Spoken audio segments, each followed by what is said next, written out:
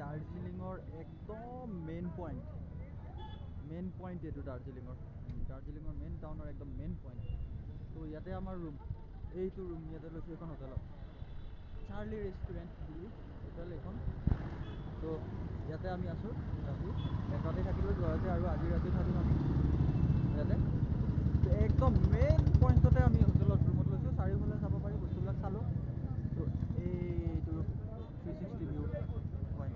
তো ঘূৰি আহিলোঁ আমি অলপ জেগাবিলাক ঘূৰি আহিলোঁ। তো এতিয়া আমি ইয়ালে চাৰ্লি ৰেষ্টুৰেণ্ট, হোটেল চাৰ্লিত আছোঁ আমি।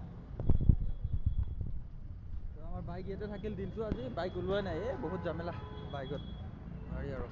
এতিয়া হোটেলত যাম আমি, আহিলোঁ।